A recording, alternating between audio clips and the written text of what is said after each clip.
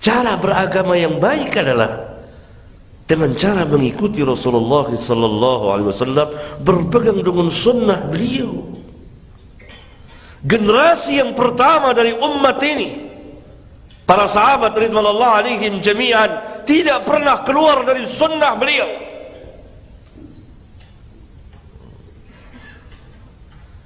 Karena Rasulullah sallallahu alaihi wasallam namanya Rasulullah, utusan Allah. Yang Allah utus bukan fulan dan fulan, tapi yang Allah utus adalah Muhammad sallallahu alaihi wasallam sebagai nabi dan rasul yang Allah utus untuk seluruh umat manusia, yang menyampaikan risalah Rabbul Alamin.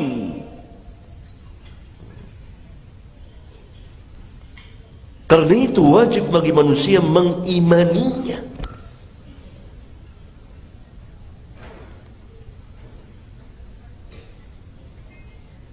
Karena itu sunnah wajib diimani, diyakini, dibenarkan, dan dikatakan, dan didakwakan, dan diamalkan. Itu sunnah. Tidak boleh keluar dari sunnah Rasulullah sallallahu alaihi wasallam. Setiap kehidupan keagamaan kita dari awal sampai akhir tidak boleh lepas dari sunnah, dan selalu akan ditanya, ini ada sunnahnya atau tidak? Kalau kita mengerjakan satu perbuatan ibadah, pasti kita akan ditanya, ini ada sunnahnya atau tidak? Kenapa saudara mengerjakan ini? Atau saudara mengucapkan ucapan, perkataan, zikir dan lain sebagainya. Ditanya, yang ditanya apa? Sunnahnya.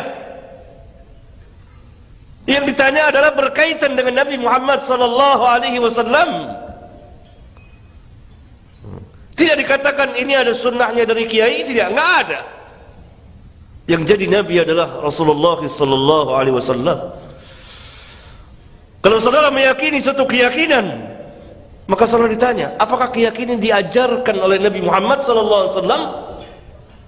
Saudara tidak ditanya, apakah keyakinan ini yang saudara yakini diyakini oleh Ustadz Fulan, Kiai Fulan? Tidak. Saudara akan ditanya, apakah keyakinan yang saudara yakini diajarkan oleh Nabi Muhammad SAW? Apakah perkataan yang saudara ucapkan yang berkaitan dengan agama diajarkan oleh Nabi Muhammad sallallahu alaihi wasallam? Apakah perbuatan ibadah yang saudara kerjakan diajarkan, diperintah atau dianjurkan oleh Nabi Muhammad sallallahu alaihi wasallam atau tidak?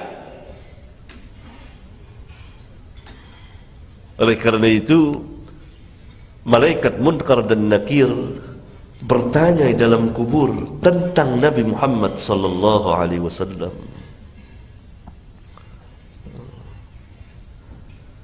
Semuanya berpulang pada Rasulullah sallallahu alaihi wasallam.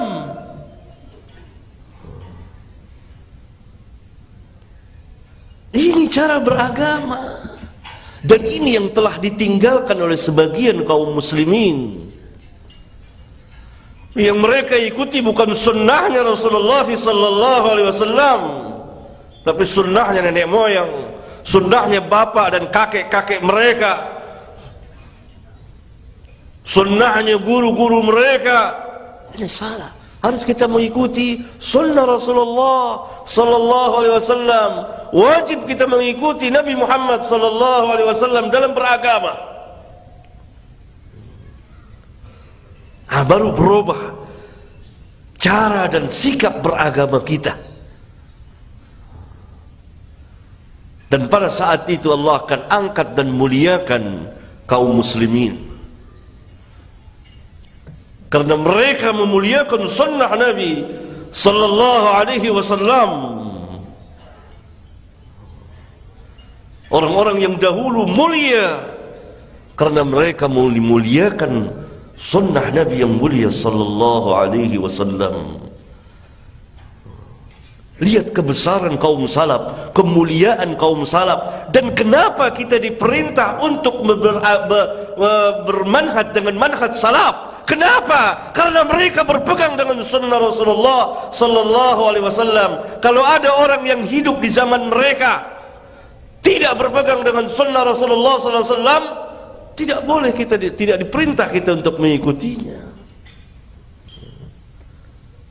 Tidak masuk ke dalam salafun salih. Karena itu dikatakan as-salafus salih, as-salaf yang salih. Mereka mulia, mereka besar karena mengikuti Rasulullah sallallahu alaihi wa ala alihi wasallam. Kan sebagian dari pemuka-pemuka ahli bid'ah hidup pada abad pertama dan abad kedua, yakni pada generasi pertama atau kedua atau generasi yang ketiga.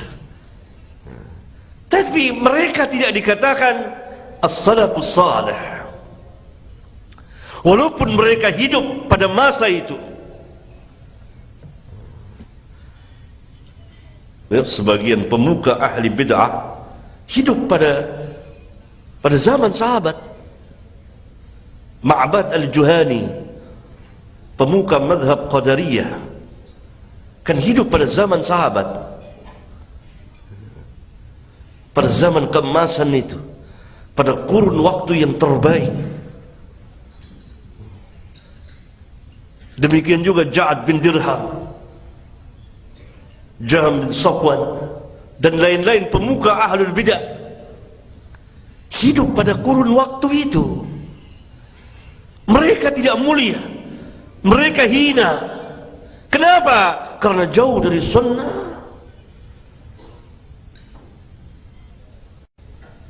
Tapi para sahabat ridwanullah alaihim jami'an, dan tabi'in, dan atba'ut tabi'in, dan para pengikut mereka mulia, dan Allah muliakan mereka karena mengikuti sunnah Rasulullah sallallahu alaihi wa alihi wasallam. Kalau ada perbuatan sahabat misalnya, atau perbuatan tabi'in, atau perbuatan atba'ut tabi'in yang menyalahi sunnah, wajib kita mengikuti atau meninggalkannya? Wajib kita meninggalkannya, tidak boleh mengikutinya. Lihat kebesaran dan ketinggian sunnah, yang dengan sebab itu Allah muliakan generasi yang pertama, karena mereka mengikuti sunnah Nabi yang mulia alaihi salatu wassalam. Para sahabat Allah muliakan karena mereka mengikuti Rasulullah, mengimani Rasulullah, mengimani segala yang dibawa oleh Rasulullah, dan mereka membenarkannya. Sadaqa Rasulullah sallallahu alaihi wasallam. Apa saja yang datang dari Rasulullah mereka benarkan. Tidak seperti kita yang pikir-pikir dulu, dibantah, dihujat itu setiap hari.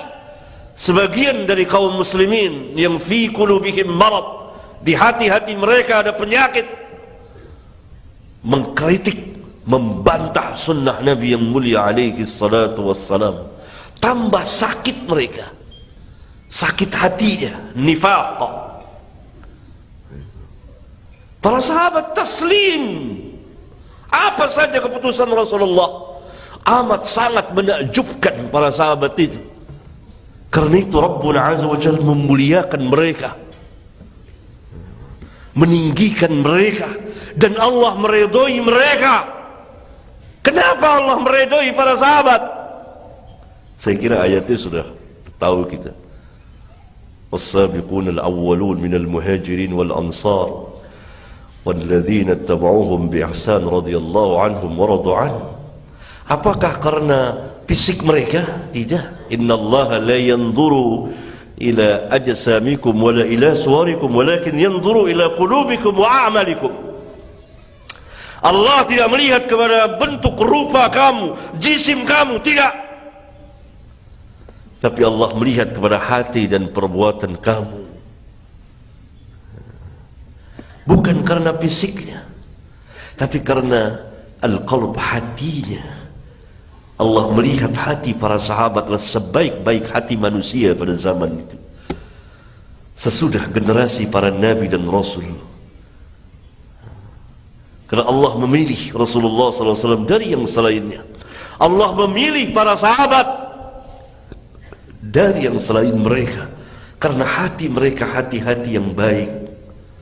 Dan amal mereka, Allah meridhoi mereka karena mereka, ketaatan mereka, keimanan mereka.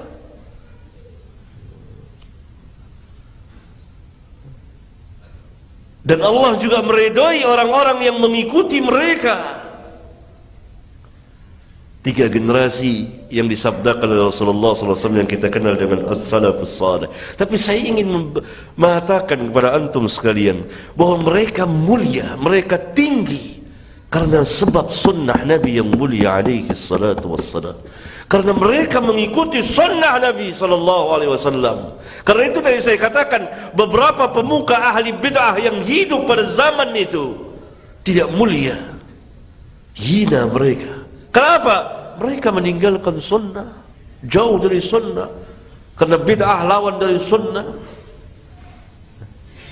Contoh lain lagi, kalau ada perkataan seorang sahabat yang menyalahi sunnah, tidak boleh kita mengikutinya. Wajib kita tolak. Karena itu Al-Imam Malik pernah mengatakan setiap manusia secara mutlak, sahabat, tabi'in, atba'ut tabi'in, boleh diambil perkataannya dan boleh ditinggalkan, kecuali pemilik kubur ini, sambil menunjuk ke kubur Rasulullah SAW. Tidak boleh ditinggalkan, wajib diterima. Setiap manusia boleh diambil, boleh ditinggalkan, kecuali Rasulullah SAW. Maka generasi pertama para sahabat, kemudian generasi yang kedua dan generasi yang ketiga menjadi contoh yang terbaik bagi kita bagaimana mereka mengikuti sunnah Nabi yang mulia alaihi salatu wassalam.